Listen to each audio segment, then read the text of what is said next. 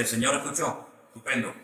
Se nos fue el internet, nunca nos pasa eso aquí en la iglesia, debe ser que hay mucha bendición por el camino y se cortó. Bueno, vamos a ver, Doña Sonia estaba en el uso de la palabra, así que la escuchamos. Fue la clave para que Dios hablara a través suyo en esa verdad, en esa dirección, porque Éxodo 20 dice, no te harás figura de cosa que hay en el cielo, ni de nada que haya en la tierra, ni en las aguas debajo de la tierra. Y para mí eso fue como quitarme yo un velo de mis ojos. Y entonces hoy no ha sido fácil, pastor, no ha sido fácil, porque detrás de todo esto vienen sentimientos encontrados, en un momento sentimientos encontrados, sentimientos de duda, sentimientos de ahora qué voy a hacer, ahora que ya conozco esta verdad, ¿qué voy a hacer? Y entonces esa es la razón por la que hoy estoy aquí, por la que mi esposo y yo estamos en una misma dimensión, ¿verdad? Estamos en un mismo buscar, en un mismo sentir, porque nosotros éramos ministros de la Eucaristía por 10 años. Llevábamos 10 años de ser ministros de la Eucaristía, entonces usted podrá entender que hemos tenido, yo digo hemos, porque a través de mí, también mi esposo ha ido, a través de la palabra, Dios nos ha ido hablando muy simultáneamente en cosas que son una verdad. Y solo le pido al Espíritu Santo que nos siga iluminando y que lo siga iluminando a usted. Y muchas gracias por tomarse este momento, pastor. Muchas gracias por este ratito que nos está prestando usted. Muchas gracias.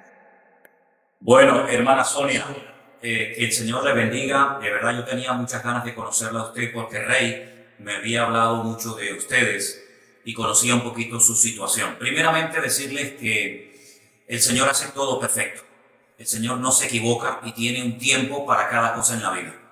El famoso libro del Eclesiastés dice que hay un tiempo para todo.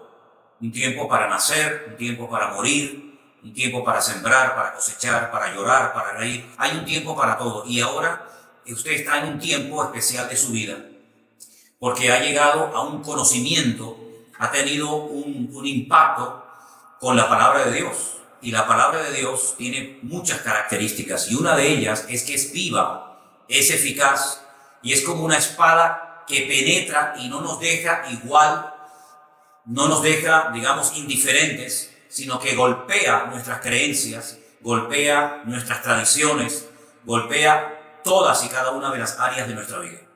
Por lo tanto, lo que yo dije en aquella ocasión acerca de leer la palabra, de escudriñar las Escrituras, se lo digo hoy a usted y se lo digo a todos. La palabra de Dios es la que va a traer luz, es la que va a responder a todas y a cada una de las preguntas y de los interrogantes que ustedes tienen. No cabe la menor duda de que ustedes han sido personas que han estado muy involucradas dentro del seno de la Iglesia Católica, ¿verdad?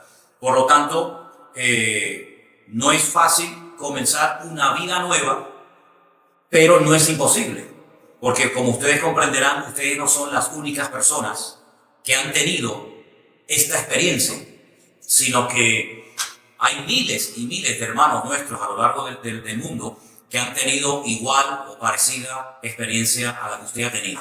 Ahora bien, vayan con paciencia, no corran, no tengan prisa, no quieran entenderlo todo en 2 días. Ustedes han tardado años en llegar a este punto. Ustedes han tardado años en llegar a este descubrimiento maravilloso de los verdaderos 10 mandamientos.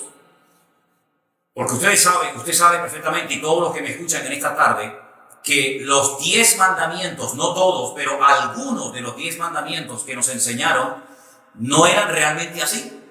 Pero en todas las Biblias del mundo, repito, en todas las Biblias del mundo aparecen los verdaderos 10 mandamientos.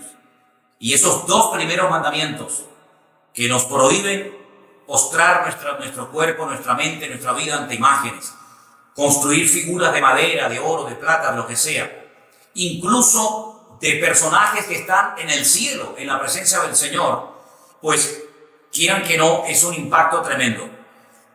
Quiero decirles como testimonio que la primera vez en mi vida que yo comencé a leer la Biblia, esa fue la porción que yo descubrí. Precisamente los famosos 10 mandamientos de Éxodo capítulo 20, que también están en otro libro de la Biblia, el libro de Deuteronomio, el capítulo 5.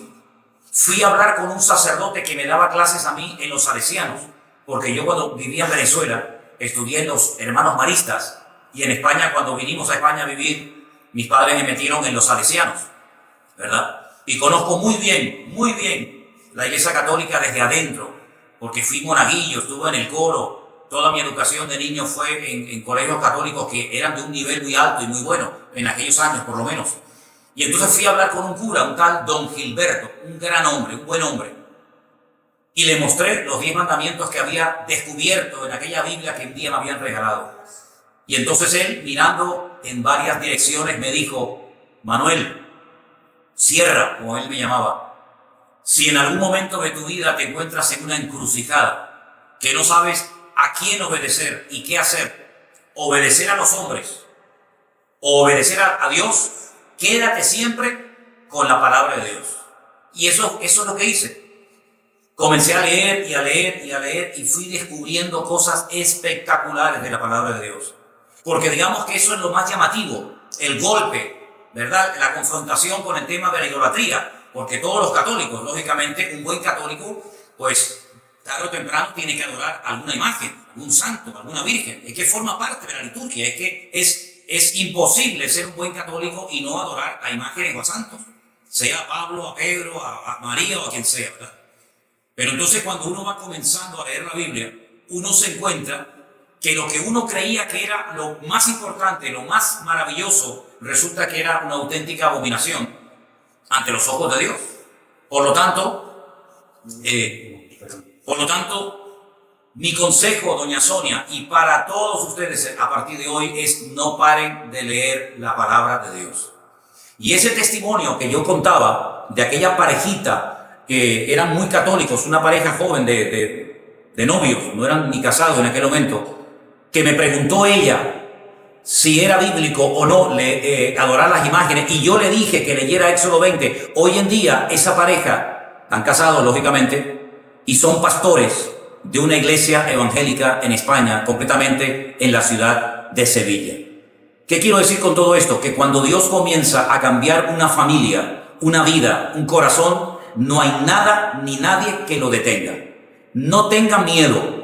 Ustedes, todos los pasos que den a partir de hoy, consúltenle a Dios, lean la palabra del Señor, no le tengan miedo al hombre, porque ustedes han sido iluminados con la luz del Evangelio, con la luz de la palabra de Dios, y por lo tanto no tienen que tenerle miedo al hombre en absoluto. Al que hay que tenerle respeto es a Dios, pero al hombre no hay que tenerle miedo, sea quien sea y se llame como se llame. Así que yo le doy muchas gracias al Señor, doña Sonia, por conocerla, a usted, a su marido, y siga adelante. Les voy a contar a todos un pequeño testimonio.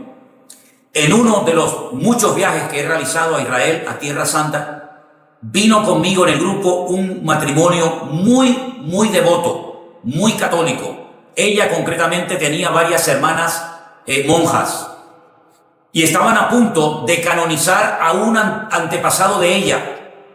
Cuando vinieron conmigo a la ciudad de Jerusalén, los llevé al sepulcro bíblico, al sepulcro que tiene todas las características bíblicas, como dice la palabra de Dios. Y después le llevé a otro sepulcro, que es el de la tradición, donde hay un montón de velas y de imágenes. Y cuando esta mujer iba a entrar, ella se detuvo bruscamente en la puerta de ese sepulcro y me dijo: yo no quiero estar más tiempo aquí, porque en el otro lugar donde estuve se respira vida y aquí se respira muerte. Y la pregunta de ella es la que muchos católicos se hacen: ¿y ahora qué hago? ¿Y ahora qué hago?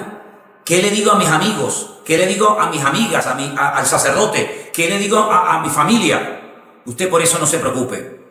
Ustedes lo único que tienen que decir es: yo quiero obedecer, yo amo al Señor y yo me someto a mi Dios. Usted no ha renunciado a Dios.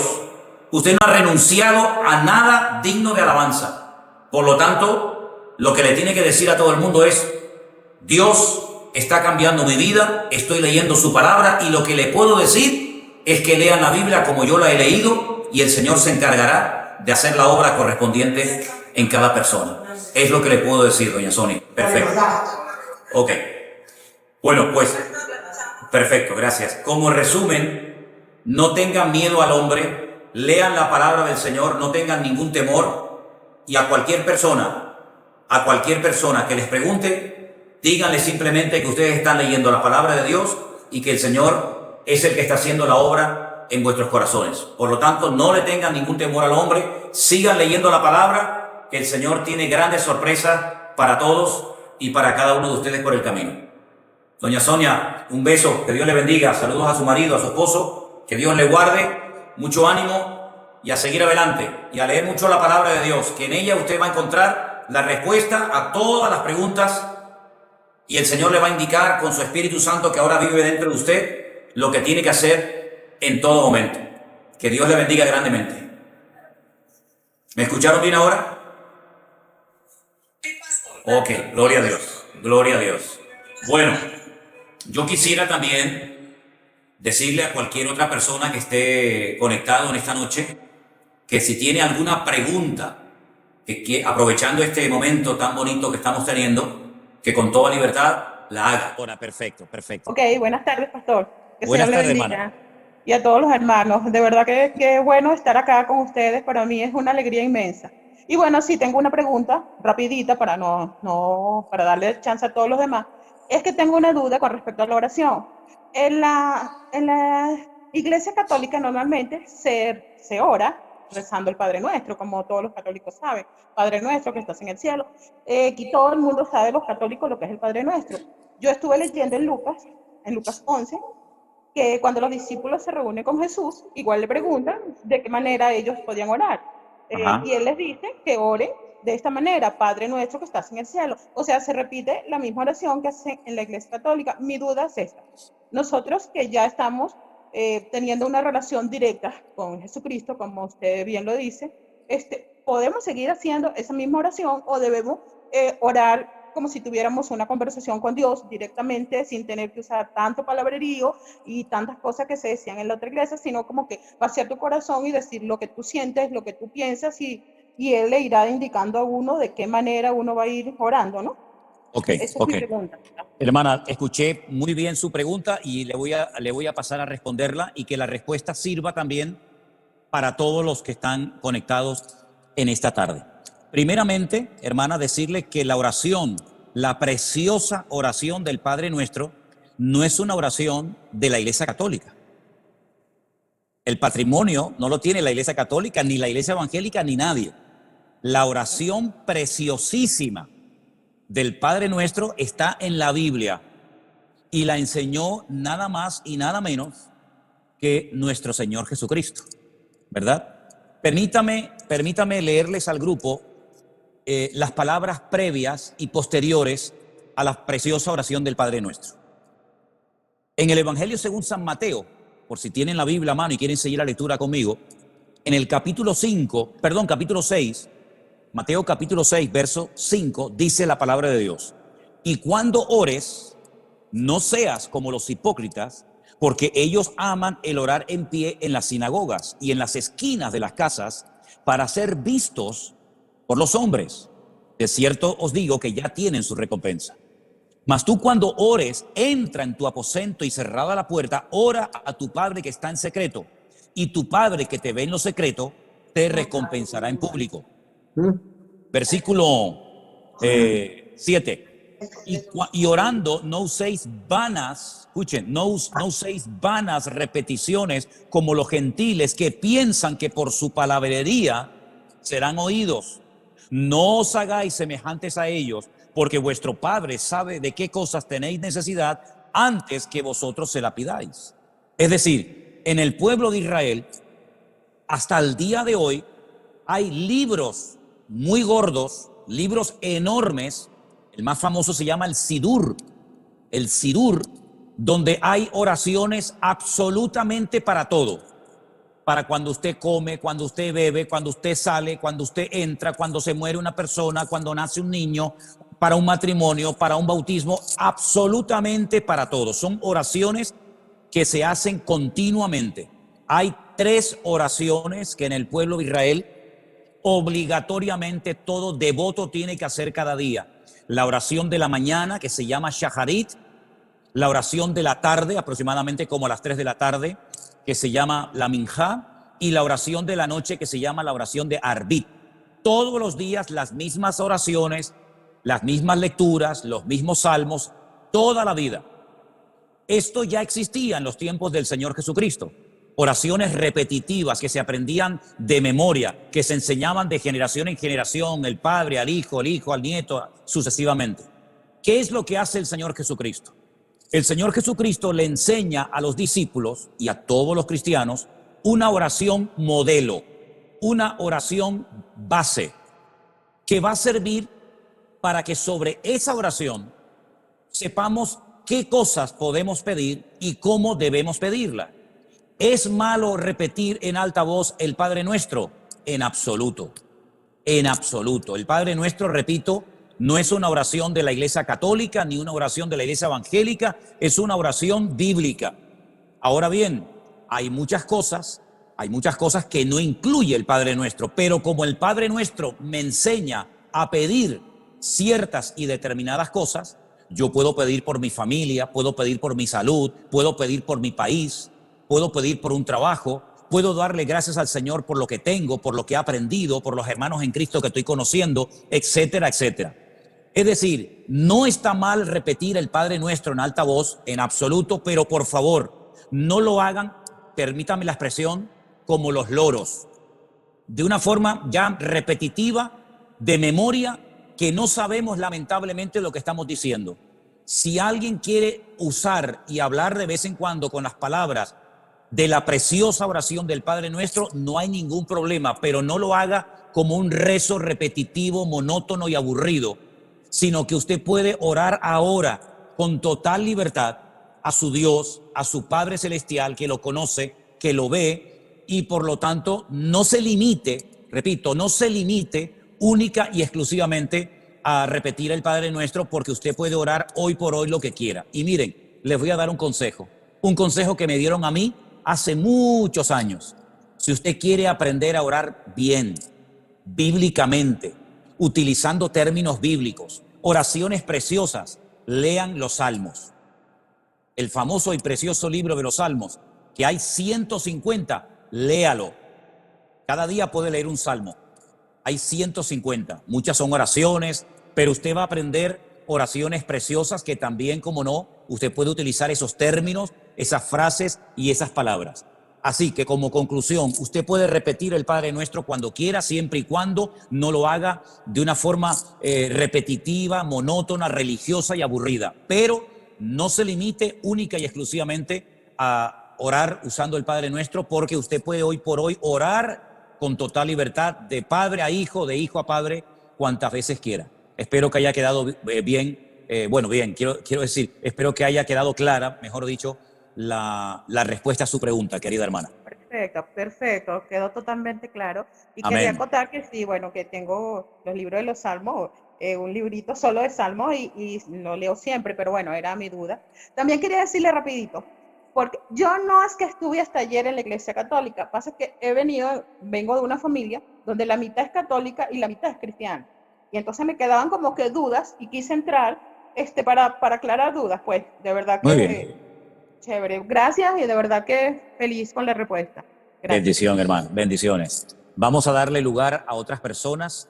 Yo, como me estaba fallando el ordenador, la computadora, tengo el iPhone en la mano, el teléfono, pero tengo la pantalla frente a mí. Y Vanessa, si tú ves a gente con la mano levantada queriendo hacer una pregunta, dime de quién se trata y le damos enseguida lugar para que haga su pregunta.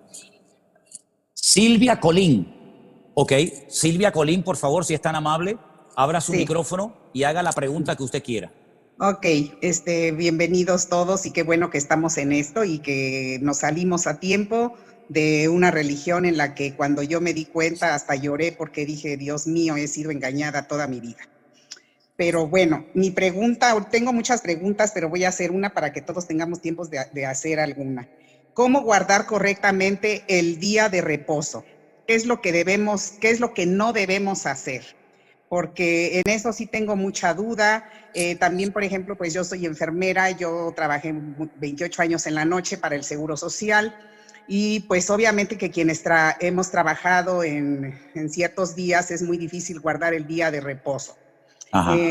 Quiero entender que a lo mejor hay que contar 7 días y guardar ahí un día de reposo, por ejemplo, ahora para los jóvenes, para mis hijas, que trabajan mucho más ahora desde que están conectados en línea, ha sido más difícil que puedan incluso dedicarle un momento a Dios porque terminan exhaustos. Esto del encierro creo que ha sido peor para mucha gente porque no le dedican el tiempo tampoco a los hijos o tienen que estar más al pendiente con las tareas. Pero, ¿qué se puede hacer para la gente que no puede guardar exactamente el día de reposo? Vamos a ver.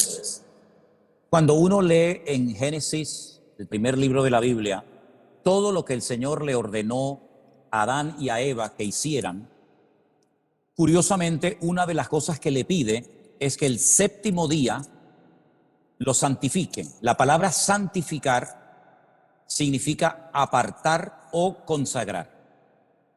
¿Me explico? Apartar o consagrar es lo mismo que santificar. ¿Bien? Se lo dijo a Adán y a Eva. Es decir, en el séptimo día, ¿qué es lo que tenían que recordar? ¿Qué es lo que tenían que hacer? ¿Qué tenían que tener presentes aquella pareja por el hecho de que Dios le dijera que tenía que apartar ese día de una forma especial? Ahora bien, los días en la Biblia no reciben nombre.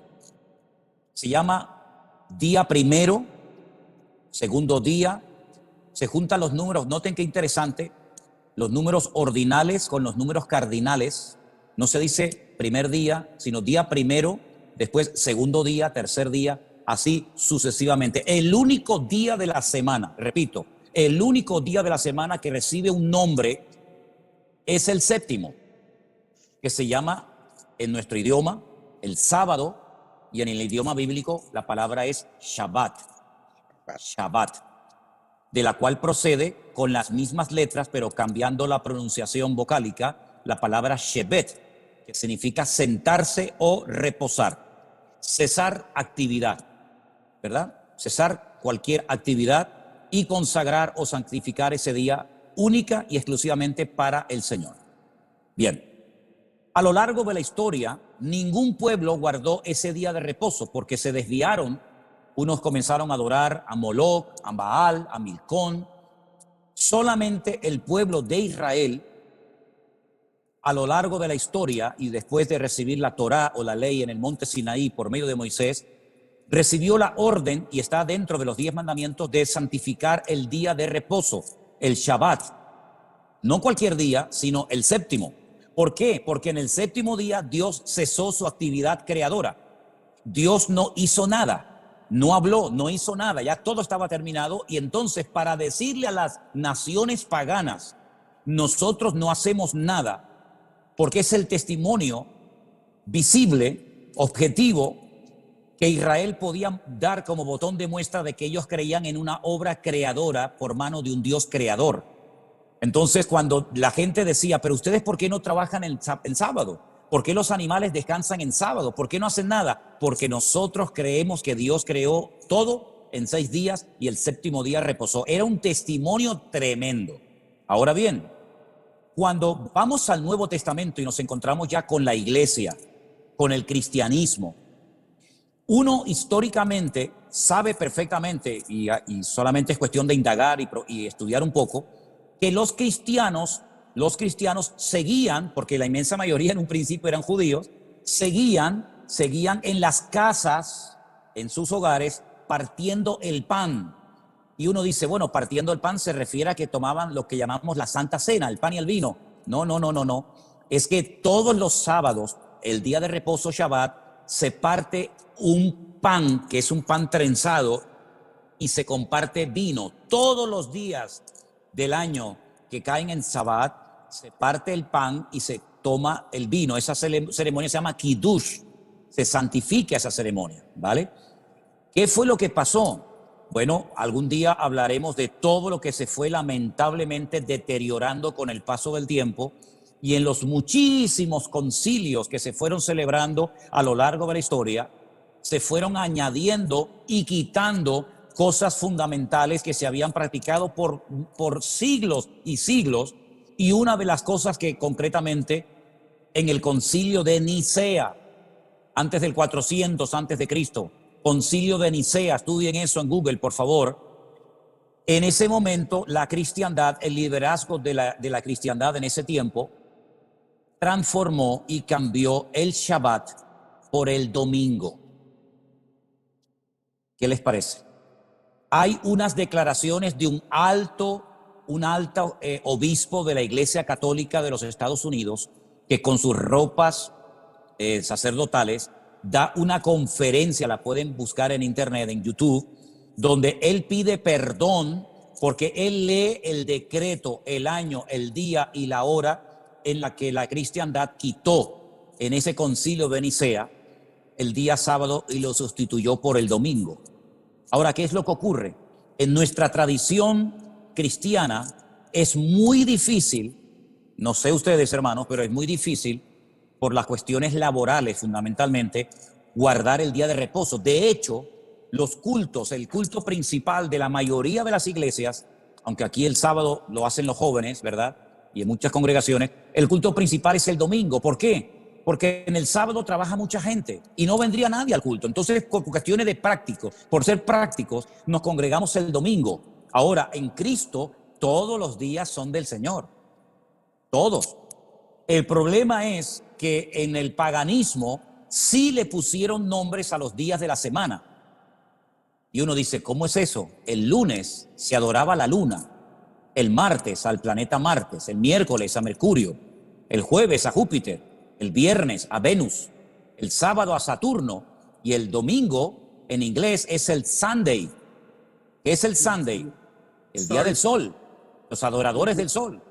Entonces, lamentablemente, muy poca gente puede juntarse en familia tranquilamente alrededor de una mesa a tener un día de reposo, en este caso el Shabbat. Ahora, mi consejo es, todos los que puedan, el sábado, pasarlo en familia, comer juntos, con los hijos, con los nietos, orar juntos, bendecirse los unos a los otros, háganlo.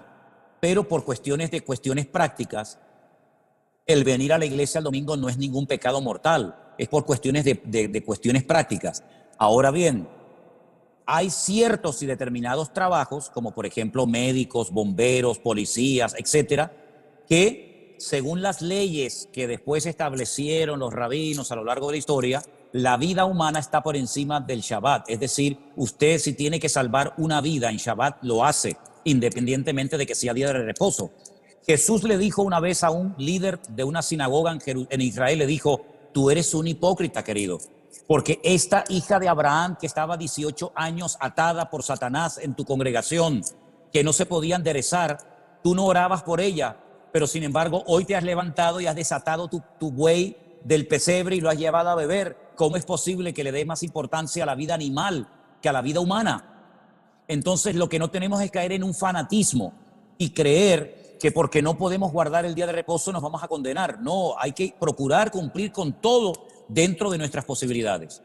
Pero el día de reposo es fundamentalmente un día de eso, de reposo, de tranquilidad, de sosiego, de calma para estar en familia, estar juntos, cesar cualquier actividad que pueda ser cesada. Y luego el domingo nos juntamos como pueblo de Dios en nuestras iglesias, nuestros cultos, y no hay ningún problema. Pero en Cristo no nos ceñimos única y exclusivamente como Israel a un día de la semana, sino que en Cristo todos los días son del Señor. Y para finalizar, en la carta muy interesante a los hebreos, que la tenemos en el Nuevo Testamento, antes de la carta de Santiago, dice que enseña que Cristo es nuestro reposo.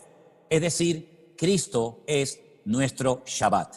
En Cristo, ese reposo que se representa con un día a la semana, nosotros lo tenemos constante y permanentemente todos los días de nuestra vida.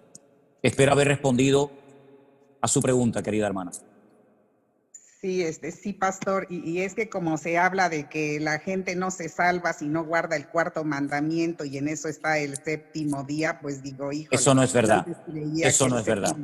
La salvación no se gana por los mandamientos. Permítame ponerles el ejemplo de un joven rico que un día vino al Señor y le dijo, maestro bueno, ¿Qué tengo que hacer para heredar, para tener la vida eterna? Y Jesús le dijo, ¿estás cumpliendo con los mandamientos? Y le dijo, sí. Y le dice, pero aún te falta una cosa. Es decir, cumplía con los mandamientos, pero le faltaba una cosa. Luego, por sentido común, simplemente por guardar los mandamientos, no ganamos la salvación de nuestra alma. Porque si fuera por eso, ¿para qué vino Cristo a morir en una cruz? Si cumpliendo con los mandamientos, que tampoco son tan difíciles de cumplir, obtenemos la salvación de nuestra alma, entonces la obra de Cristo en la cruz no era necesaria, nada más lejos de la realidad. La salvación no se obtiene por lo que hacemos, sino por los méritos de Cristo. Ah, ¿Ven? Ok, gracias. Tengo más preguntas, pero bueno, a ver que alguien más haga algo. Ok, Gracias. gracias hermana, bendiciones. A su micrófono, Hola. por favor. Hola, buenas tardes, pastor. La verdad Buenas que, tardes. buenas tardes. Somos una bendecida. Le presento a Carla, mi hijita, que tiene 23 años. Hola, Somos Carla. de Argentina. Hola. Y, ¿cómo es? Somos una bendecida porque todos los días escuchamos el devocional y la verdad que somos una bendecida de tenerlo en nuestras vidas, porque gracias a usted hemos interpretado la palabra, hemos tenido mucho conocimiento y nos ha ayudado un montón, porque en la Iglesia Católica jamás leímos la palabra, jamás. Siempre que íbamos a misa nunca la interpretábamos tampoco, pero al tenerla a usted en nuestras vidas somos una bendecida por guiarnos, por ser nuestra guía. Le agradecemos a Dios. Que Dios lo bendiga inmensamente. ¿Me escucha, pastor? Bueno, la pregunta que yo le hice la vez pasada era el tema de la Biblia, porque nosotros tenemos la Biblia católica y ahora tenemos la Reina Valera. Lo que quería consultarle yo, que le consulté la vez pasada, era qué hacíamos con la Biblia católica. Pero usted nos había dicho que había una parte de la Biblia católica que era muy interesante leerla, pero no me acordaba, por eso quería tomar nota para guardar. ¿Cuál era la parte interesante para leer? No se escucha, no lo escucho, no lo escucho. Perdón, había quitado el micrófono. Ah. La Biblia católica es una muy buena versión. La Biblia católica generalmente es versión Nácar Colunga, que son los apellidos de la persona que tradujo la Biblia. Igual que la Reina Valera son los apellidos de Cipriano de Valera y de Casidoro de Reina, ¿verdad? Ahora bien, no descarte la Biblia católica, léala todas las veces que quiera, sin ningún problema, sin ningún problema. ¿Qué es lo que ocurre? A veces nosotros en la iglesia, o cuando yo hago los devocionales por internet, claro, al yo leer la Reina Valera, yo le aconsejo a la gente que tengan la misma versión para que puedan seguir la lectura. Pero la versión Reina Valera es buena, no hay ningún problema. Ahora bien, ¿cuál es la diferencia? Aunque permítame que le corrija una cosita, hermana. No hay Biblia católica y Biblia evangélica. La Biblia es Biblia. No es ni de los católicos ni de los evangélicos. Hay una sola Biblia. ¿Ok? Ahora, ¿qué ocurre? Mire, en el Concilio de Trento, antes mencioné el de Nicea, ahora les voy a mencionar otro. Siglo XVI, Concilio de Trento, tomen nota. La Iglesia Católica hizo muchos cambios, quitó, puso muchas cosas, y una de las cosas tremendas que ocurrieron en el famoso Concilio de Trento fue que la Iglesia Católica decidió añadirle 7 libros más al canon de la Biblia. Es decir, lo que ya estaba establecido por siglos y siglos y siglos. Fíjese, le estoy hablando del siglo XVI. Luego habían pasado ya muchos siglos después de Cristo, ¿verdad? Le añadió 7 libros de historia judía. Algunos de esos libros se llaman Baruch, Sabiduría, Tobías, Primera y Segunda de Macabeos, ¿verdad? En total 7 libros. 7 libros de historia. Usted dice que es de Argentina, ¿verdad? Sí, de Argentina, pastor, sí. Imagínense que en la Biblia añadieran historia de la República Argentina. Y que la agregue. Es una historia interesante, pero que no tiene nada que ver con lo que el Señor ya había puesto en su palabra. Entonces yo recomendé en un momento la lectura de los libros de Primera y Segunda de Macabeos. Y voy a dar una pequeña explicación para explicarles el por qué lo recomendé. En el Antiguo Testamento, la Biblia está dividida en 2 partes. Antiguo Testamento, es decir, antes de Cristo. Nuevo Testamento, después de Cristo. Bien. En el Antiguo Testamento, a través del profeta Daniel, el Señor profetizó que en el futuro vendrían 4 imperios que harían cosas tremendas contra el pueblo de Israel. Estos 4 imperios eran el imperio babilónico, el imperio de los medos persas, el imperio griego y el imperio romano. Si ustedes leen el Antiguo Testamento van a encontrar muchas cosas del imperio babilónico y también muchas cosas interesantes del imperio medo-persa, pero no va a encontrar ninguna información del imperio griego.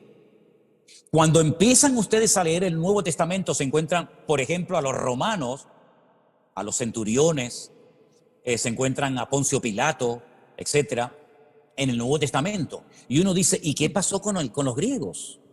No están en la Biblia. ¿Por qué? Porque entre el último libro del Antiguo Testamento y el primero del Nuevo Testamento hay 400 años de silencio. No se cuenta nada. No pasó nada. Claro que pasaron muchísimas cosas. Por ejemplo, la historia de Alejandro Magno, la historia del imperio griego. Entonces, ¿qué pasó con ese imperio? ¿Qué hicieron en Israel? ¿Qué hicieron con el templo de Jerusalén? No lo sabemos, pero en Primera de Macabeos y en Segunda de Macabeos encontramos cosas muy interesantes que ocurrieron en ese periodo de la historia. Por ejemplo, la profanación del lugar santísimo, con un tal Antíoco Epifanes que profanó el lugar santísimo y que puso unos ídolos tremendos. En fin, es una historia muy interesante y esos libros están en la iglesia, en la Biblia, digamos, de la Iglesia Católica, la versión Nácar Colunga. Los macabeos eran unos hermanos que se rebelaron contra el imperio romano. No se llamaban macabeos. Creo que uno se llamaba Simón, otro se llamaba Judá. Todos murieron como mártires. Ellos pelearon, se rebelaron contra el imperio griego y volvieron a consagrar el templo, que era un santuario pagano griego y que era un gimnasio para hacer gimnasia. Los griegos lo volvieron a consagrar al servicio al Señor, ¿sí? Entonces a ellos los llamaban los macabeos, que viene de la palabra macab. La palabra macab en hebreo significa martillo. Un macab es un martillo, son los que golpeaban, los que amartillaban, los que golpeaban a los enemigos, y de ahí viene la palabra macabeos, ¿verdad? Entonces es una historia muy interesante que sería muy bueno que ustedes la leyeran. El libro de Judith es una chica que hace algo por la historia del pueblo de Israel. Esa es la gran diferencia que hay entre una Biblia y otra. Por lo demás, la versión Nácar Colunga católica y la versión Reina Valera son muy buenas versiones en castellano para poder entender el mensaje divino, el mensaje de Dios. ¿Sí? Sí. Muchas gracias, pastor. Le entendí. Por nada. Muchísimas por gracias favor. y que Dios lo bendiga. Gracias por igualmente. siempre, por sus devocionales. Amén. Gracias, un placer. Gracias. ¿Más preguntas tenemos, Vanessa? Sí, buenas tardes a todos y que Dios me los Buenas bendiga. tardes, igualmente. Muchísimas gracias, pastor, de verdad, por toda esta oportunidad que nos está dando a todos nosotros. En lo particular, pues siempre he venido de una iglesia, de una formación católica, pues toda mi familia, de verdad.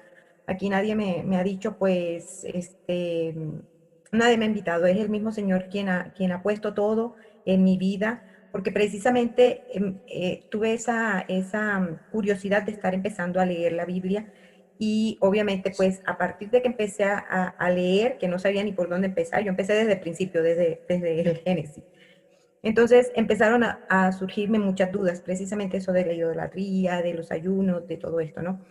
Pero a mí, por ejemplo, en lo que me respecta es en lo que veo en la cuestión de los diezmos y de los ayunos. Porque si bien es cierto, por ejemplo, acá en la Iglesia Católica muchas veces decían, no, que los diezmos, pues no necesariamente estos, no es necesariamente dar el 10% de lo que tú ganas a estos, sino ayudar a otra gente, ¿no? Entonces, eso me causa como conflicto también, porque, bueno, yo pienso que según lo que estoy leyendo, pues es para beneficio del Señor, ¿no? Para edificar. Que esa es otra de las dudas que tengo yo aquí, por ejemplo, ahorita que estamos en la iglesia virtual. ¿Cómo hacemos nosotros para aportar, para poder ayudar y contribuir a que esta comunidad crezca? Porque es para beneficio de Dios, precisamente. Y lo del ayuno, bueno, ya eso es otra cosa que me imagino que será en otra oportunidad. Vamos por parte, vamos. Piano se va lontano, dicen los italianos, poquito a poco, ¿no? Miren, hermana, vamos a ver. Que quede bien claro para todos los hermanos, todo el grupo que en esta tarde está conectado, que yo, que les habla, en ningún momento he hablado de aportar absolutamente nada. ¿Ok? No hablamos de diezmos, ni de ofrendas, ni de donaciones, ni de limosnas. No he hablado absolutamente nada de eso, ni lo haré, salvo si me preguntan.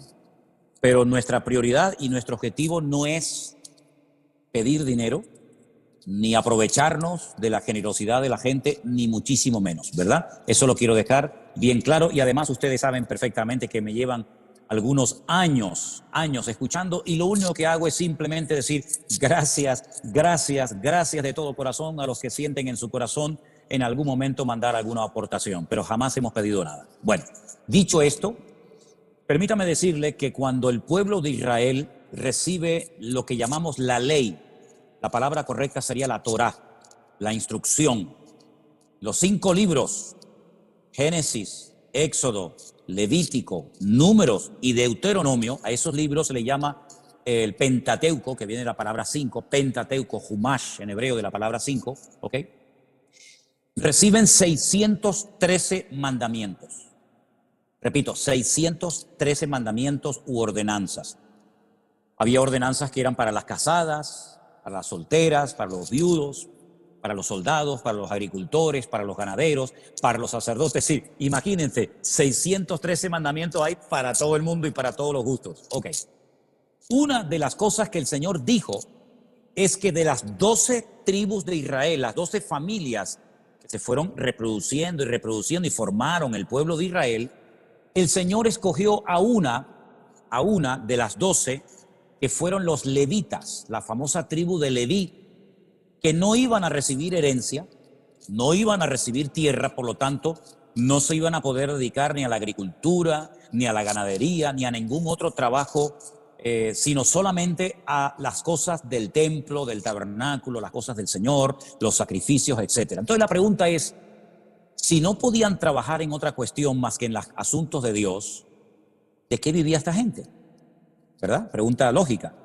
El Señor estableció un sistema maravilloso, extraordinario, y dijo, las 11 tribus restantes, Judá, Benjamín, Zabulón, Dan, etcétera, van a apartar el 10% de sus entradas. Unos apartaban papas, otros aportaban limones, otros aportaban corderos, otros aportaban fruta. Es decir, cada tribu, hablamos de miles de personas, apartaban el diezmo de sus ganancias, de sus entradas.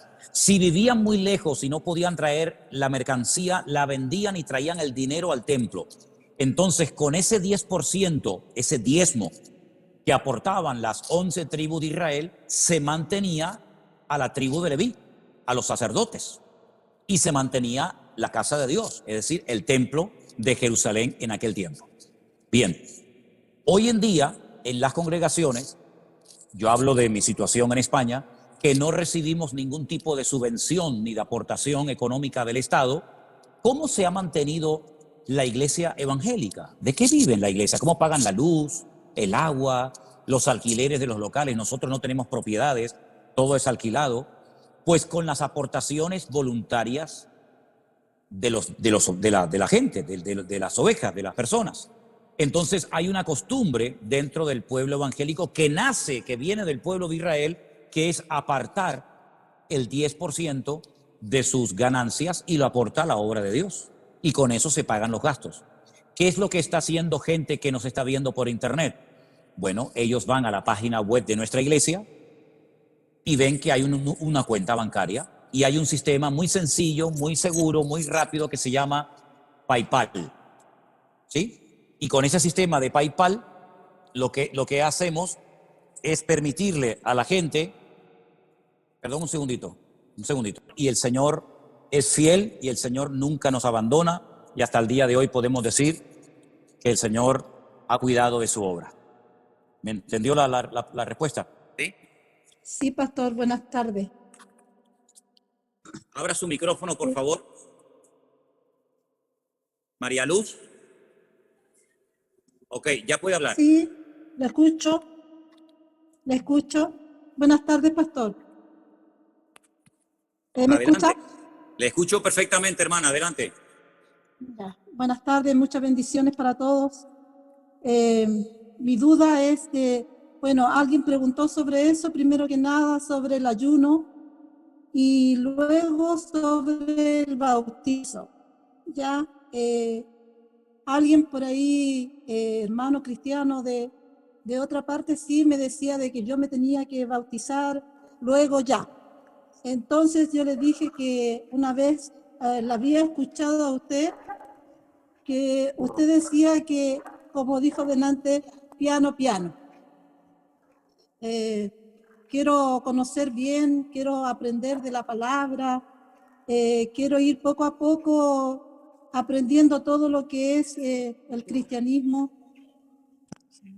y lo que me diga el Señor. Entonces, no estuve un poco de acuerdo con esa persona porque como yo siempre fui católica, toda mi familia fue católica, y siempre dije de que si algún día el Señor me llamaba, yo quería hacer las cosas bien. Entonces, estoy en eso, estoy aprendiendo y yo quiero saber si estoy errada en lo que yo pienso. Por eso mi pregunta iba ya hacia lo del bautismo, pastor. Ok, hermana. Escuché su pregunta perfectamente y se la voy a responder. ¿Usted me está escuchando bien a mí? Sí. Ok, miren, hermano, vamos a ver. Cuando uno va a la palabra del Señor, que es a donde siempre tenemos que ir a ver qué es lo que el Señor manda, a ver qué es lo que el Señor ordena, uno se encuentra que hay gente en el Nuevo Testamento que se bautizaba.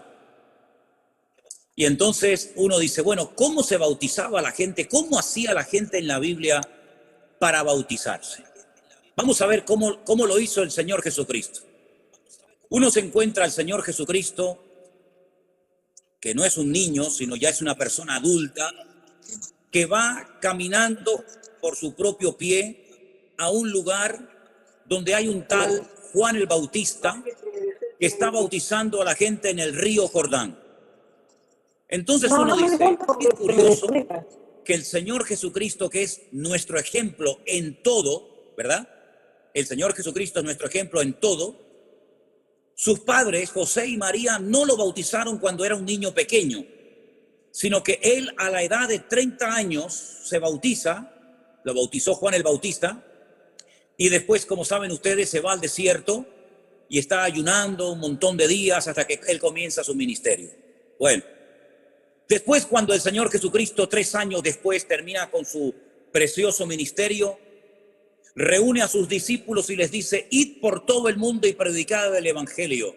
El que creyere, escuche bien el orden, el que creyere y fuere bautizado, es decir, que él lo que quería es que la gente que se fueran a bautizar supieran lo que están haciendo.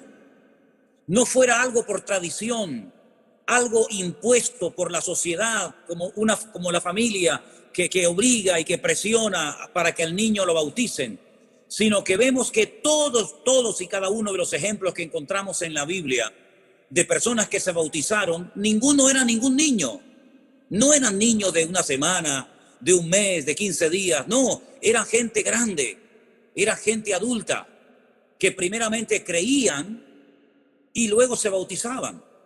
No es que se bautizaban primero y luego creían, no, ese no es el orden. El orden lo pone el Señor en su palabra. Dios en su palabra dice, primeramente hay que creer, arrepentirse de los pecados, pedir perdón al Señor y luego, como señal de ese arrepentimiento, de ese cambio, viene el bautismo. Entonces, seguramente, hermana, a usted, como a mí y como a la mayoría de nosotros, a nosotros nos bautizaron cuando éramos chiquitos, cuando éramos niños pequeñitos. Yo no sabía lo que me estaban haciendo, no me acuerdo de eso, pero cuando ya fui grande y leí la Biblia y me di cuenta que mi Señor Jesucristo se bautizó de grande y que Él ordenó a la gente bautizarse de adulta, entonces yo dije, yo ahora me quiero bautizar, porque ahora lo entiendo, porque ahora lo quiero hacer, no porque papá, mamá, el abuelo, la sociedad o la familia lo dice, sino porque yo lo siento hacer y quiero poner en práctica ese mandamiento de la palabra del Señor. Entonces, claro que tenemos que bautizarnos de grande, hermana, pero no tenga prisa, no se preocupe.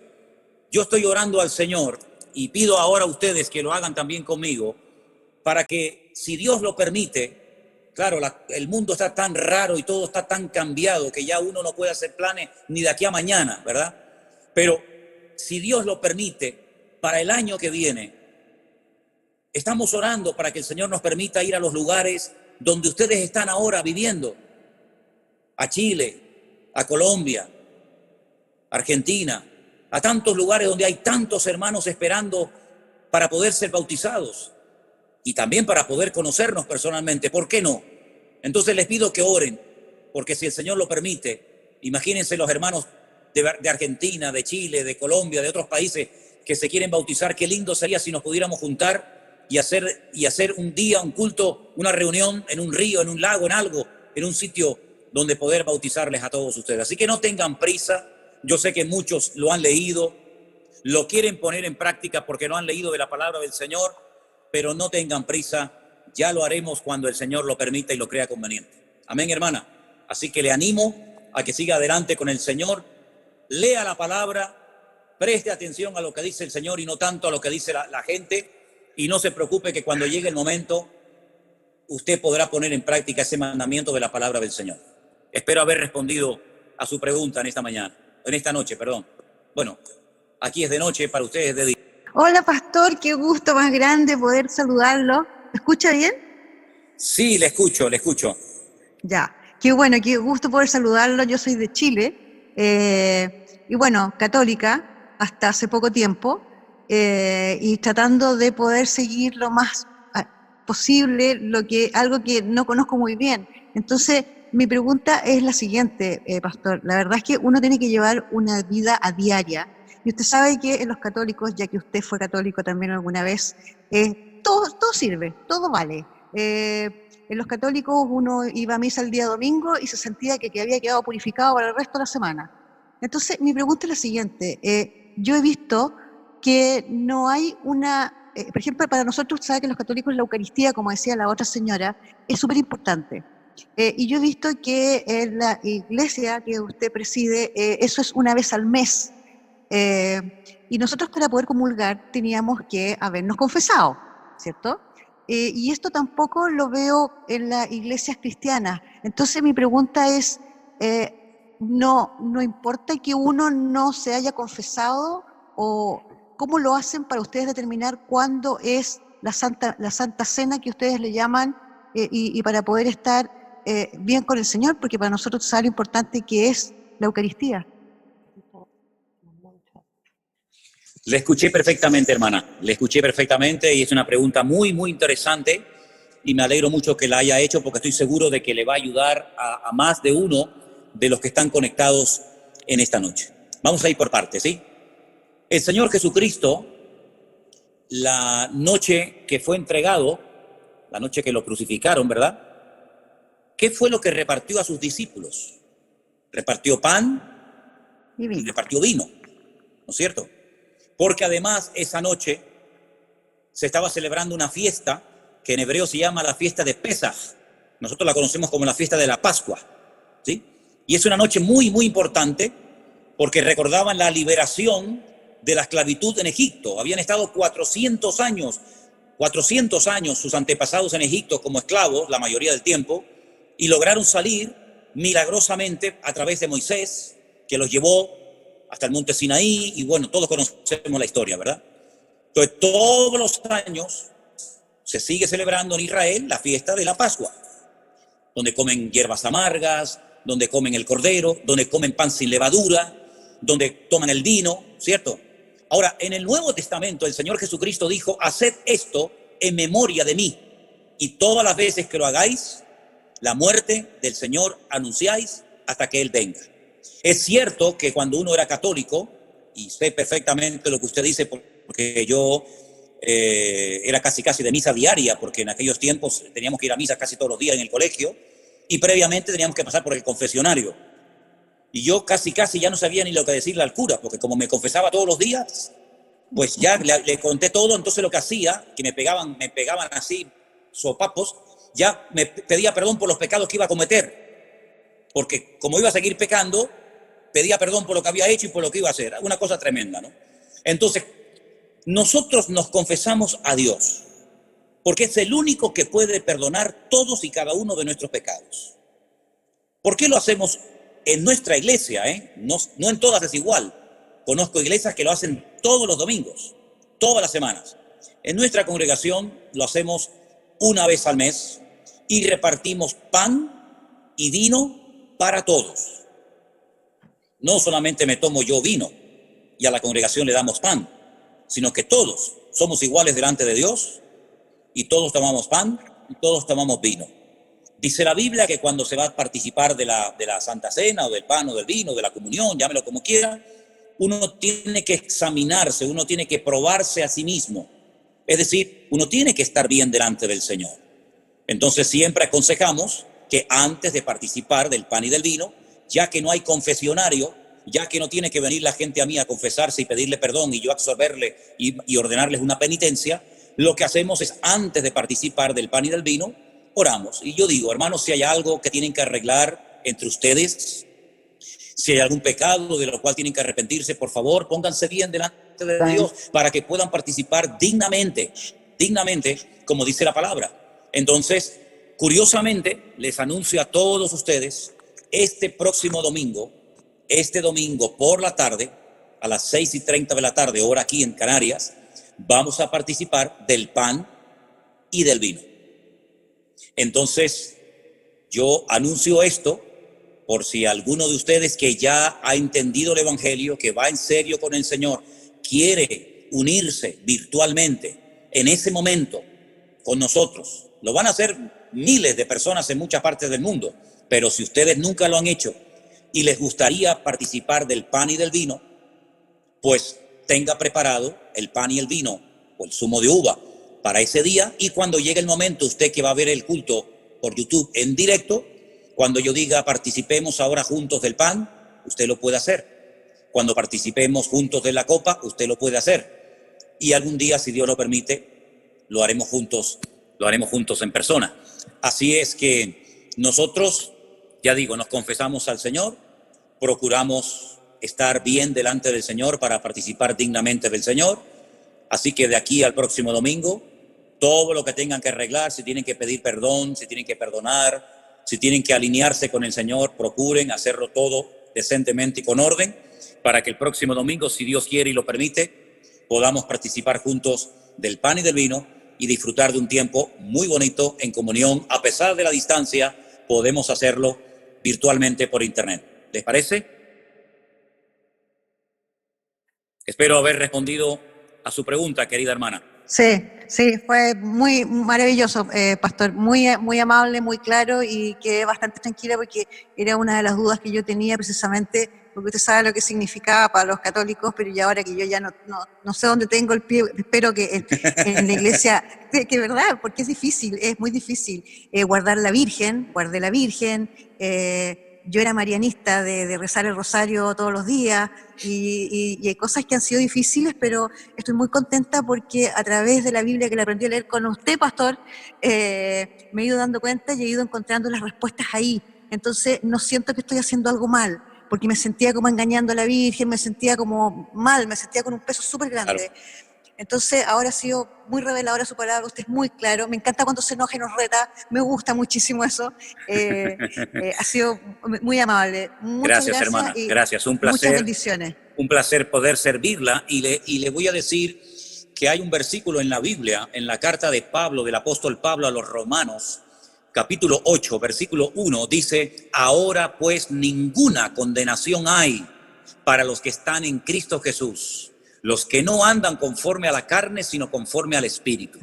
No se sienta mal por hacer las cosas como Dios dice en su palabra. Al contrario, dígale: gracias, Dios mío, porque ahora con tu palabra tengo más paz y más tranquilidad que nunca. Y yo le animo a que este domingo, tal vez por primera vez en su vida, no lo sé, usted se anime con su trocito de pan y su copita de vino a participar con miles de hermanos de la cena del Señor, recordando su muerte, su resurrección y su venida. Que el Señor la bendiga. Así será. Amén. Muy amable, pastor. Amén. Muchas gracias. Gloria a Dios. Qué bueno. Vamos a ver quién es la siguiente que tiene más preguntas. Abre tu micrófono y te escuchamos atentamente en esta tarde. Buenas tardes para todos. Activa el micrófono, Alberto, encienda su micrófono, por favor. ¿Ahí me escuchan? Sí, hermano, te escuchamos. Adelante. Buenas tardes para todos, especialmente para usted, pastor, un saludo cordial. Mi nombre es Alberto Sánchez, de acá desde Colombia, en el departamento del Valle, en un municipio pequeño que se llama La Victoria Valle. Bueno, como se ha venido hablando con respecto a lo de católicos, a ver, yo he sido católico toda la vida.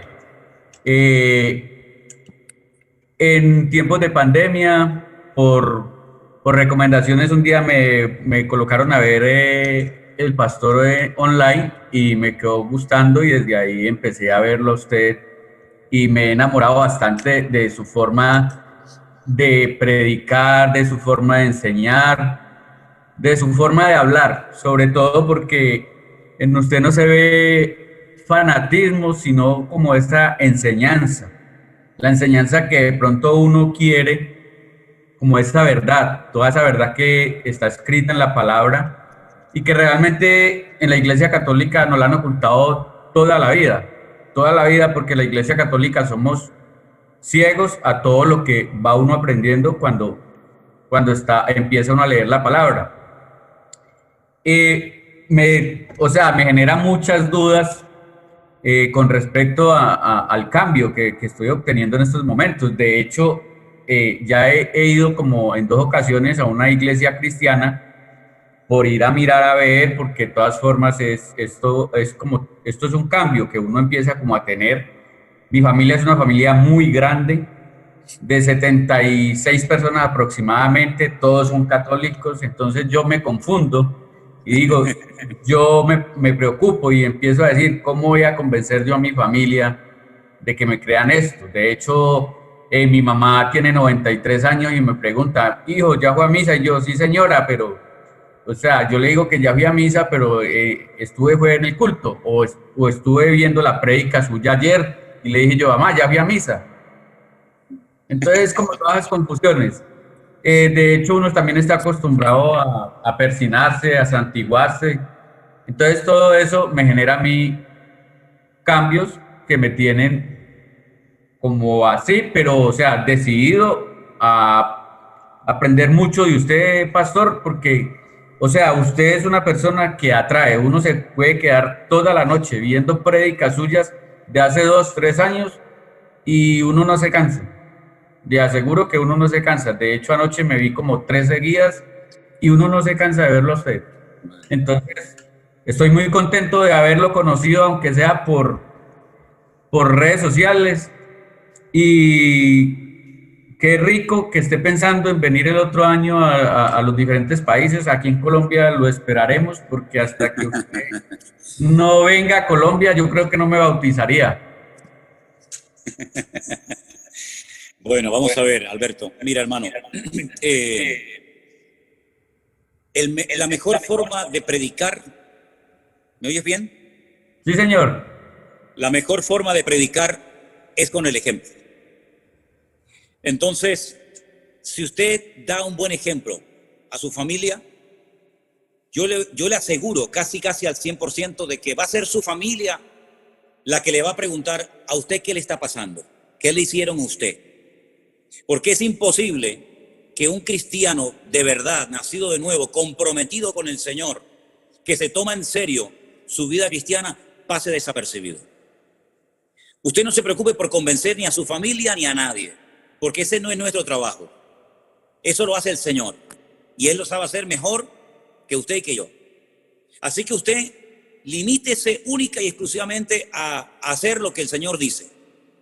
Y no se preocupe, que le va a llegar la oportunidad, créame, le va a llegar la oportunidad de que usted pueda explicar qué es lo que le está pasando. Y mire, esto es muy fácil. Mire, a su papá, a la mamá, a la abuela, al sobrino, a quien sea, mire, yo lo que estoy haciendo es leer la Biblia, escuchar unos cultos y unas predicaciones y tratar de agradar a Dios lo mejor posible dentro de mis posibilidades con la ayuda de Dios.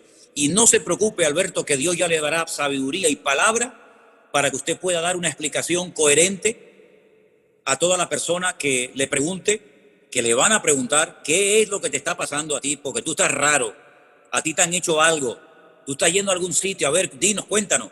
Tú no te preocupes, Alberto, que ya el Señor te va a dar la oportunidad de hacerlo.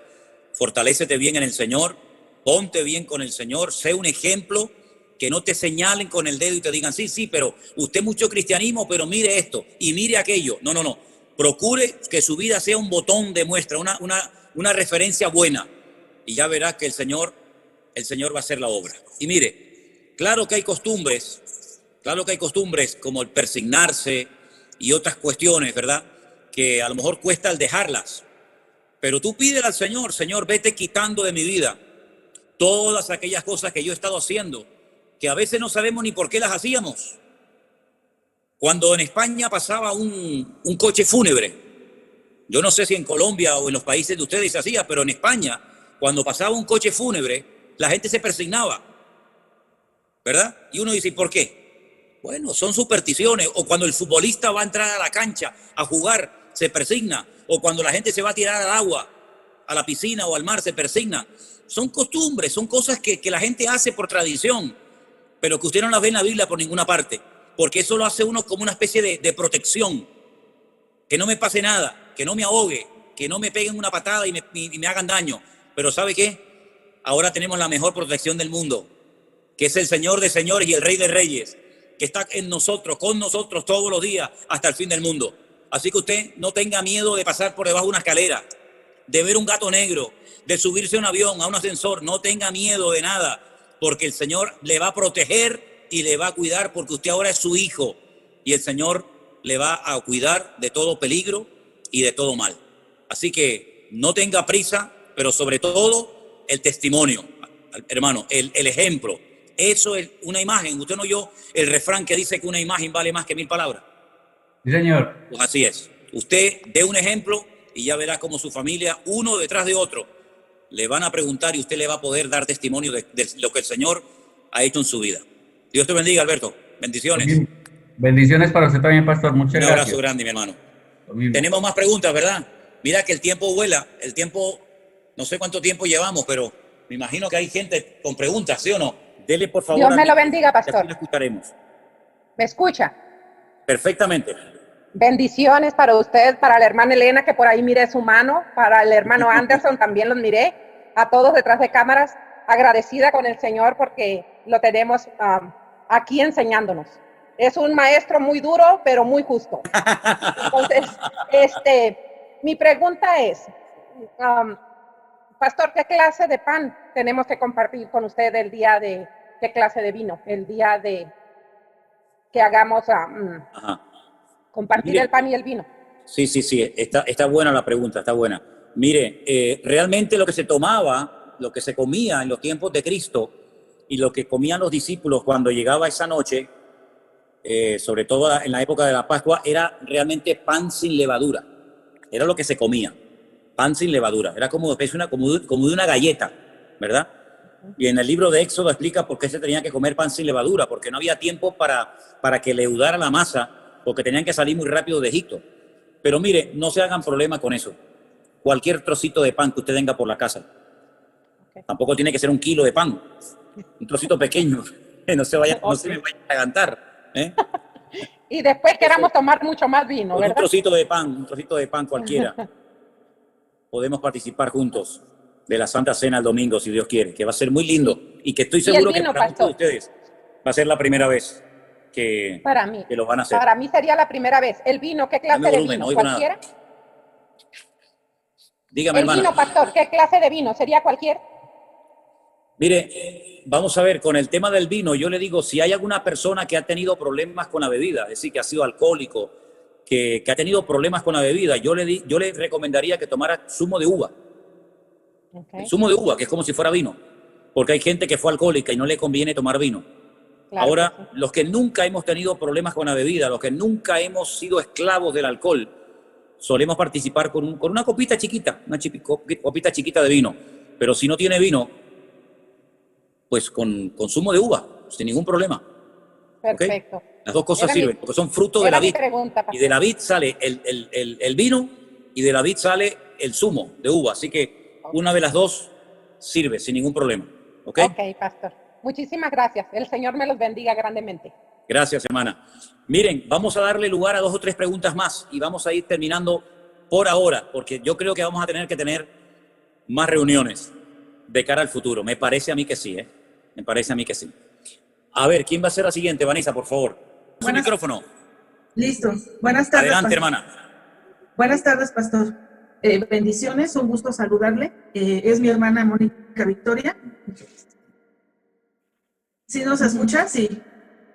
Ok, bueno.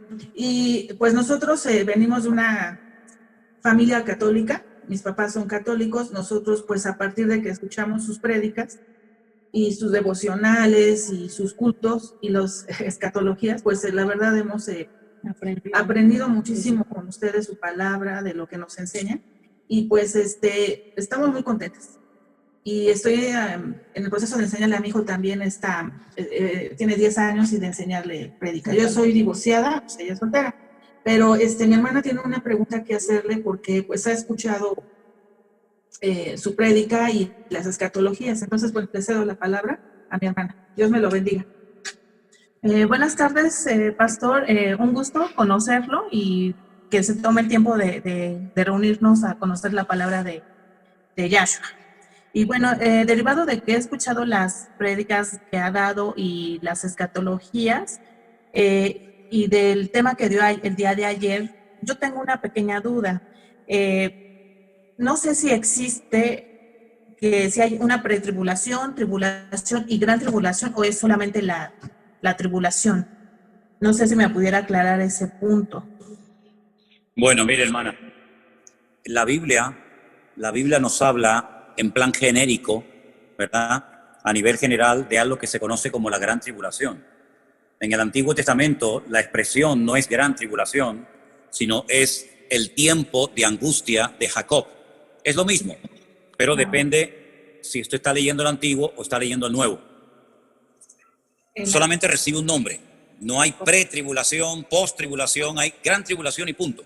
Lo que ocurre es que la Biblia sí nos da mucha información acerca de lo que va a ocurrir previo, es decir, antes de que comience ese periodo terrible que se llama la Gran Tribulación y que es el desarrollo del libro de Apocalipsis fundamentalmente, aunque también de otras profecías del Antiguo Testamento, ¿vale?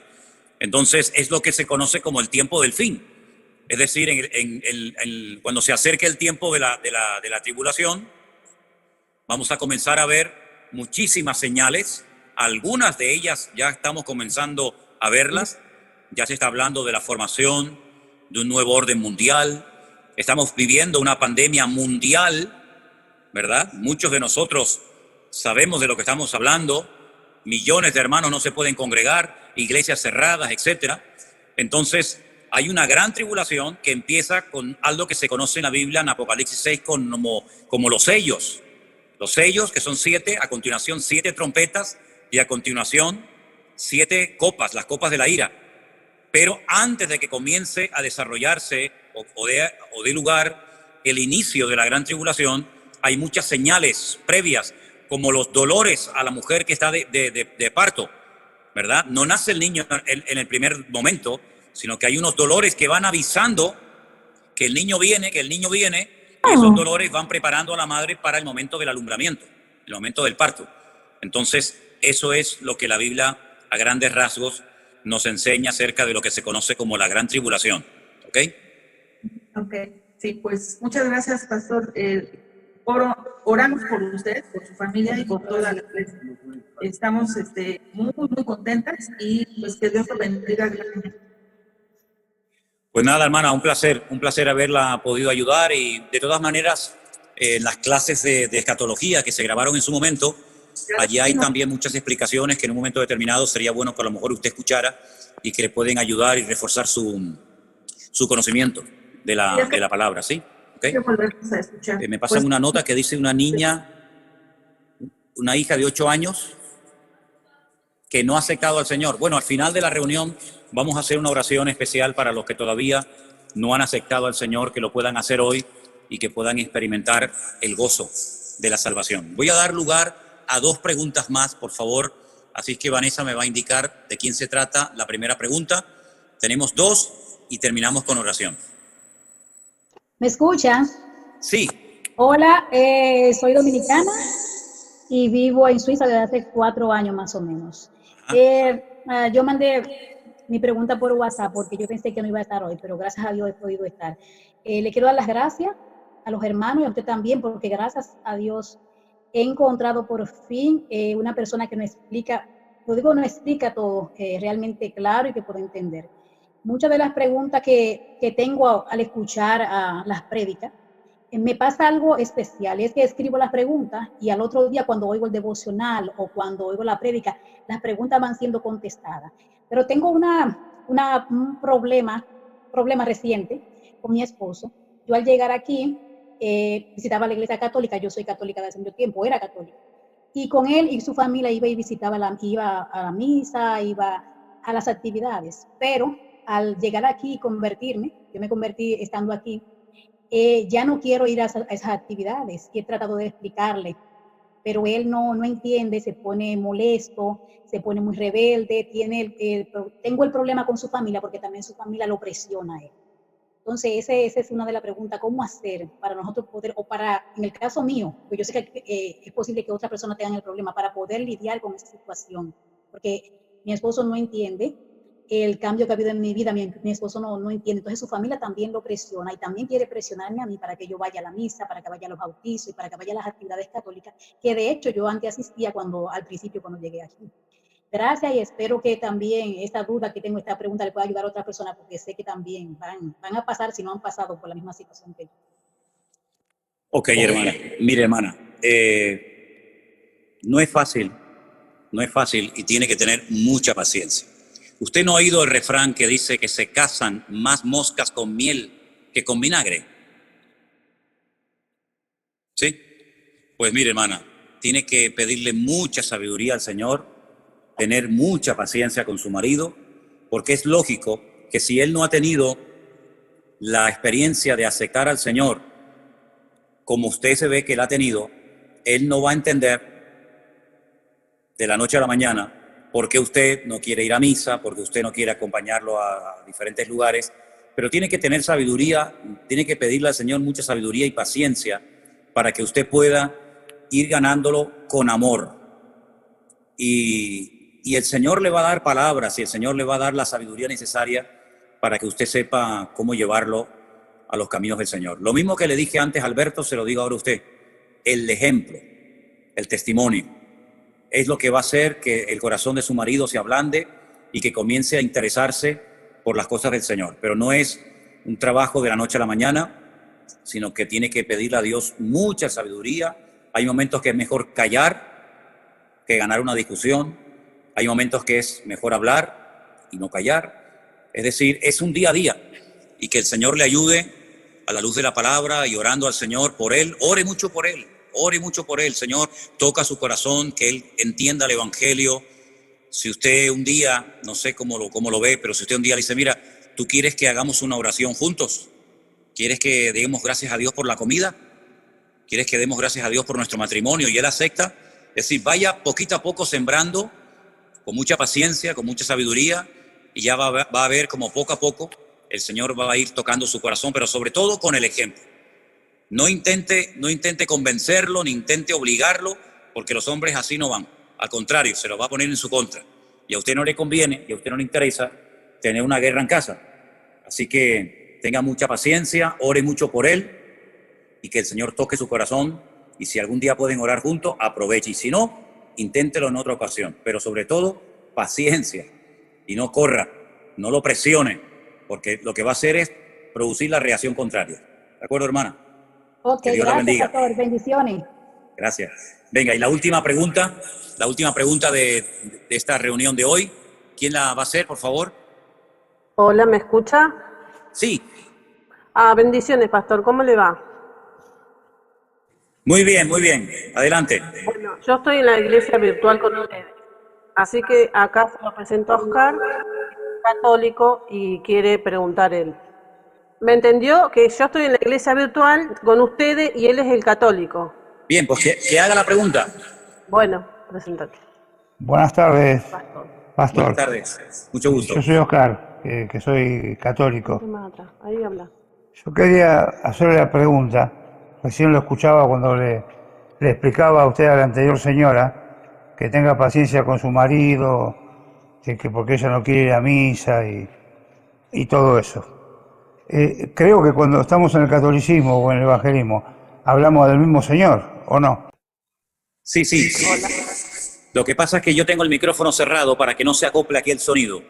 Claro que tenemos al mismo Señor, claro, por supuesto. Solamente hay uno, no hay dos señores, hay uno solo. Exacto, exactamente.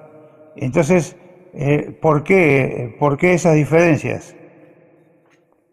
Bueno, con todo mi respeto, perdón, dígame su nombre otra vez, disculpe que se me olvidó. Oscar, pastor. Oscar, ok, gracias. Oscar, la diferencia entre los católicos y los evangélicos no está en el Señor, en absoluto. Ahí no radica la diferencia entre un católico y un evangélico. Sí, ya lo sé. Si usted y yo nos sentamos a comer un asado allí en Argentina, o en España, o donde sea, y sale el tema del Señor, su Señor es exactamente igual que el mío. Se llama Jesucristo, su madre se llamaba María, su padre se llamaba José, nació en un pueblecito llamado Belén de Judea, en Israel, hace 2000 años, murió en una cruz, resucitó al tercer día, ascendió, está sentado a la diestra de Dios Padre, todo es igual, todo es exactamente igual. La diferencia, repito, no está en el tema del Señor, está en otras cosas que también son de vital importancia. Por ejemplo, un buen católico, un católico como tiene que ser, pues tiene que estar sometido a una autoridad que, por ejemplo, como usted sabe bien, y ahora además es de origen argentino, como es el Papa. Ahí ya hay una diferencia bastante grande. Otra diferencia bastante grande, por ejemplo, es a la hora de confesar nuestros pecados. Yo no voy nunca a ningún hombre a contarle mis pecados, ni mi vida, ni nada. Yo voy directamente a Dios. Un buen católico tiene que ir primeramente a un confesionario y después de pedir perdón por sus pecados, según la doctrina católica, el cura lo absuelve de sus pecados, le manda una penitencia, la hace y, en principio, es lo que tiene que hacer para el perdón de sus pecados. Otra gran diferencia. Correcto, pastor, yo estoy de acuerdo con lo que dice usted. Creemos que hay un cielo y un infierno. Un buen católico, antiguamente, digo antiguamente y ahora le voy a decir por qué, creía que había 4 lugares a los que se podía ir una persona al morir: el cielo, el infierno, el purgatorio y el limbo. Pero Ratzinger, el Papa Ratzinger, el que dimitió, ¿se acuerda?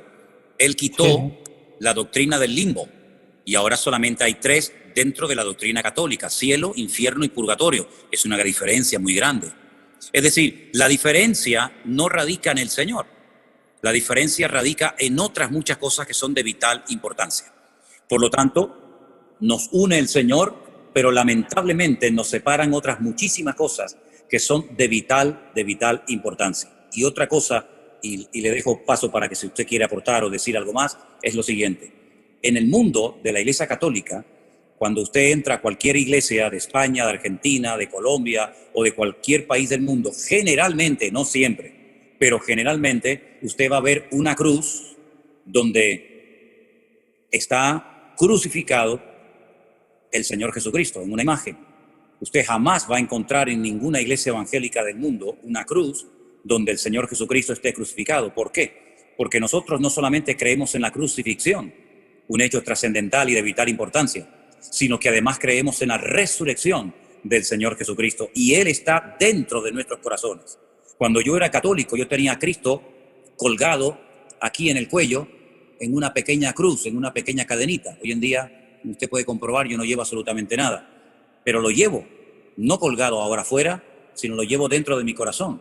Entonces, repito, en cuanto al Señor, hablamos de la misma persona, pero luego hay muchísimas cosas, como usted sabe perfectamente bien, que nos separan y que son las cosas que a la luz de la Biblia, a la luz de la palabra de Dios, son las cosas que chocan cuando uno lee la Biblia. Dice, pero ¿por qué tengo yo que creer? ¿Por qué tengo yo que practicar en cosas que mi Biblia, la palabra de mi Dios, la palabra de mi Señor, no me enseña?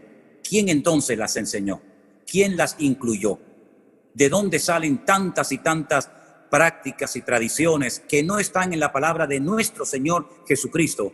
Bueno, es entonces cuando nos encontramos en reuniones como estas a muchísimos católicos que dicen, caramba, ahora me doy cuenta que mi sinceridad no estaba acertada del todo, sino que hay muchísimas cosas en las que hemos creído, porque, seamos sinceros, ¿quién llevó la religión católica a Latinoamérica? ¿Los japoneses? ¿Los árabes? ¿Los chinos? No, los españoles. Los españoles llevaron la espada y llevaron la cruz. Se llevaron la espada y dejaron la cruz. Y Latinoamérica es católica porque fueron los españoles allí, pero si hubieran ido los musulmanes, probablemente todo el cono sur de Latinoamérica, todo Centroamérica, nunca hubiera sido católica o cristiana, hubieran sido musulmanes o los budistas o los hinduistas. Es decir, que muchas veces la religión tiene que ver con aspectos culturales, no tanto con aspectos de elección personal. Yo hoy en día soy cristiano porque yo quiero ser cristiano, no porque nací en un país cristiano y porque mis padres o mis antepasados fueron cristianos, sino porque yo quiero ser cristiano. No es por imposición, es por convicción personal. Y eso, lamentablemente, en el catolicismo, con todo mi respeto, y usted lo sabe perfectamente bien, no se enseña. ¿Por qué? Porque en el momento en el que al niño se le mete en la pila bautismal y se le bautiza, automáticamente ya forma parte directa y activa de la Iglesia Católica. Y eso no enseña la Biblia. La Biblia nos enseña que si no nacemos de nuevo, no podemos entrar en el reino de los cielos. ¿Se da cuenta? Hablamos del mismo Señor, pero a la hora de la doctrina, del músculo, lo que adorna, digamos, todo el cristianismo, evidentemente hay muchísimas diferencias. Adelante, si usted quiere hablar algo más o preguntarme. Sí, cómo no. Bueno, Pero eso no cambia. ¿Me escucha, pastor? Sí, señor, le escucho perfectamente. Eso no cambia mi fe hacia Dios. Yo sigo teniendo la fe misma interiormente y a mi forma de pensar. ¿Está muy mal eso? ¿Me podría repetir la pregunta, por favor, que no la escuché bien? Que lo que usted me cuenta que es real no cambia mi fe hacia el Señor. Yo tengo la fe hacia mi Señor pensando de mi manera, equivocado o no, pero creo en mi Dios, en mi Señor, y trato de cumplir de todas maneras. Posiblemente sin ir, soy un católico y tampoco soy asiduo a las misas. Bueno, lo que pasa es que usted es un católico que rompe la norma. Es decir, usted ha empleado una frase que aquí en España de hace 15 o 20 años se escucha muchísimo, muchísimo, que antiguamente nadie hablaba así. ¿Y cuál es? Bueno, yo soy católico a mi manera. ¿Pero y eso qué significa? Ser católico a mi manera. Yo pienso que usted de católico tiene muy poco. Usted tiene más de cristiano evangélico que de católico. Lo que pasa es que tiene el peso de la religión que heredó, pero realmente usted de católico tiene muy poco, porque si usted no va a misa, si usted adora solamente a Dios, usted no es idólatra, usted cree en la Biblia, en la palabra de Dios, usted no es el típico católico. Usted se parece más al resto del grupo que tenemos hoy aquí, en este grupo, que realmente a un católico, porque un católico 100% no podría hablar ni vivir su catolicismo, su cristianismo, como el que usted vive, que se parece mucho al que yo vivo. Sí, yo lo que posiblemente y seguramente es lo que usted me contestó, pero supongamos que yo me paso al evangelismo, pero voy a actuar de la misma manera. No sé si me sé explicar. Yo lo siento de esa manera, no siento la necesidad de leer la Biblia o de escuchar. Sí, soy atento a muchas cosas, pero no siento esa necesidad. Y por eso no me siento menos, ni dejo de adorar al Señor y pienso en Él. Usted no tiene que pasarse al evangelismo.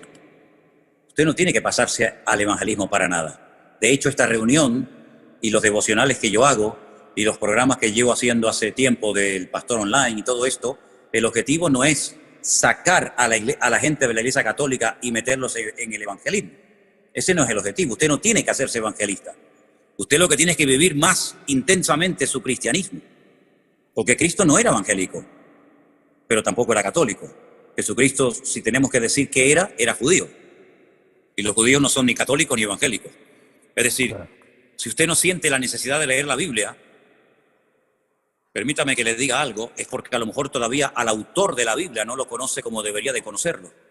porque usted cuando conoce al autor de la Biblia, cuando usted tiene un encuentro, una experiencia personal con el Señor Jesucristo, usted lo primero que anhela y desea es leer la palabra de su Dios y de su Señor. Es como cuando yo estaba en el ejército y le mandaba cartas a la que hoy en día es mi mujer, o ella me mandaba cartas a mí.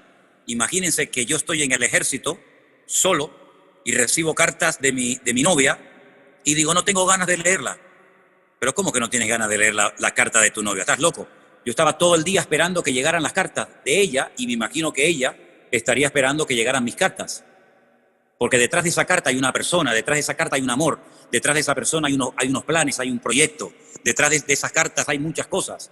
Detrás de un libro que llamamos Biblia está mi Dios, está mi Señor, está mi amigo, está todo para mí. Entonces cuando yo le conozco y le amo y le quiero honrar, yo devoro la Biblia porque es mi Dios, es mi Señor el que me está hablando. Imagínense decir, no, yo no tenía ganas de leer nunca las cartas de mi novia. Pero ¿cómo que no tiene ganas de leer la carta de la novia? Es una incoherencia.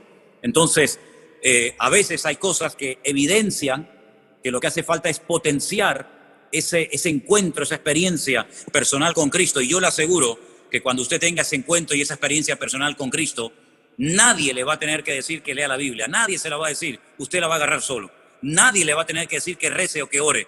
Usted va a tener un deseo tremendo de estar siempre con su Dios.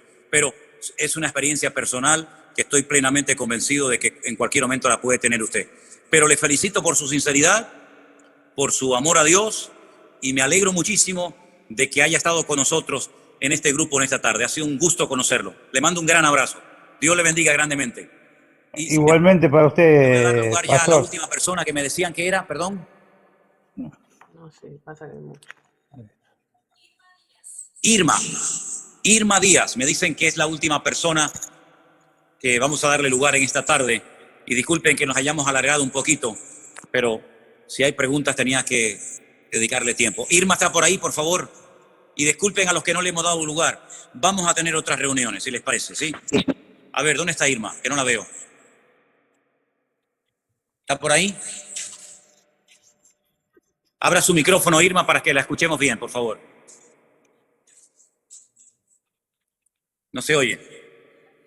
Lo tiene abierto, así que hable, Irma. Sí, está abierto. Ahora, hable fuerte que la oímos bien. Sí, buenos días, pastor.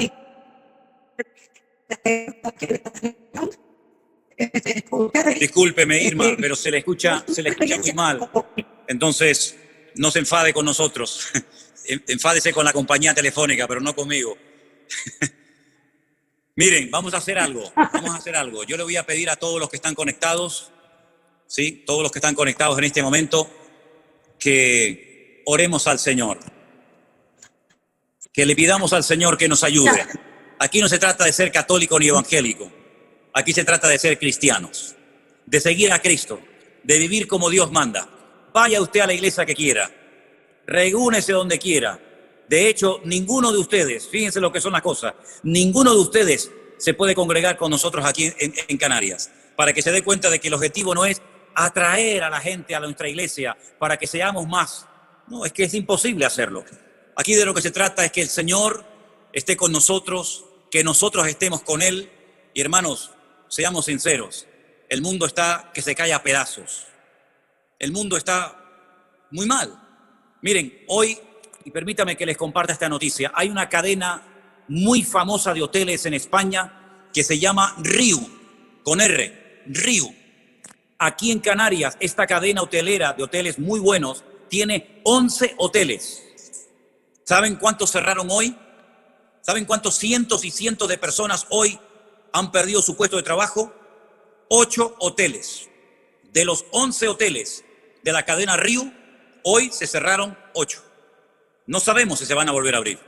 Millones de personas están en el mundo tirándose de los pelos de la cabeza porque no saben lo que va a pasar con su vida mañana. Hemos llegado a una situación en la que olvídese de evangélico, olvídese de católico. Aquí hay que agarrarse a Dios con uñas y dientes y pelearla y clamar al Señor con todo nuestro corazón para que el Señor nos ayude y guarde nuestras vidas y nuestras familias. Están cayendo la gente como moscas. Ya se están infectando niños pequeñitos. Tenemos a las puertas aquí en España algo que puede ser un caos terrible. Millones de niños y de adolescentes y de jóvenes van a comenzar en estos días las clases en el colegio. Lo que va a pasar, nadie lo sabe. Hay ricos que se están muriendo, y pobres también, y blancos, y negros, y latinos, y americanos, y católicos, y evangélicos, y ateos. Esto afecta a todo el mundo. Solamente nos queda una esperanza. No es la política, no es el deporte, no son los pastores. La única esperanza que nos queda firme, el ancla firme, es nuestro Dios. Y Él nos ha unido. No les conozco personalmente. Tal vez nunca nos conoceremos, no lo sé, solo Dios lo sabe. Pero aquí lo importante es que conozcamos a Dios, que dejemos a un lado nuestras diferencias, si es que las hay, y miremos solamente a lo alto, a nuestro Dios, y que Él nos guarde en esta hora tremenda que está sacudiendo a todo el mundo. No hay control en algunos países, ya no saben cuántos mueren, ya no saben cuántos son infectados. Así que pongamos nuestra confianza en Dios, queridos hermanos y amigos. Y ahí donde estás, cierra tus ojos y vamos a orar y dile: Señor, entra en mi corazón, te pido perdón por mis pecados, me arrepiento de haber pecado contra ti, me arrepiento de haber creído, de haber practicado, de haber adorado cosas que no eran de tu agrado, pero hoy te pedimos todos, cristianos, católicos, evangélicos, da igual, hoy todos te pedimos perdón, Señor, perdónanos porque todos hemos pecado. Todos estamos separados, todos nos hemos descarriado como ovejas, cada cual se apartó por su camino. Unos escogieron una religión, otras otro, pero todos al final nos perdimos. Pero gloria a Dios que tú mandaste al Salvador, al camino, a la verdad y a la vida, que es Jesucristo, el Salvador del mundo, a la tierra, para que muriera por nuestros pecados y a través de su sacrificio y de su resurrección poder obtener el perdón de nuestras almas y poder experimentar el gozo de la salvación. Señor, gracias por esta reunión preciosa donde nos hemos visto las caras, donde nos hemos conocido, donde hemos oído la voz de muchos preguntando, opinando. Señor, pido una gran bendición para todos mis hermanos, para estas familias que están representadas con estos hermanos y hermanas que hoy se han juntado en esta reunión de Zoom. Señor, ayúdanos. Que no te fallemos en esta hora, aumenta nuestra fe, Señor, aviva y despierta a tu amada iglesia y únenos con tu Espíritu Santo, Señor, para que demos testimonio al mundo en esta hora difícil en la que estamos viviendo todos los habitantes de la tierra. Ayúdanos a los cristianos, ayúdanos a nosotros como pueblo de Dios, iglesia tuya que somos, a mantenernos firmes en la fe, a no tener miedo de nada ni de nadie, Señor, y sigue obrando milagros y maravillas en la vida de todos y de cada uno de nosotros. Muchas gracias, Señor, por esta reunión maravillosa, inolvidable que hemos tenido en este día.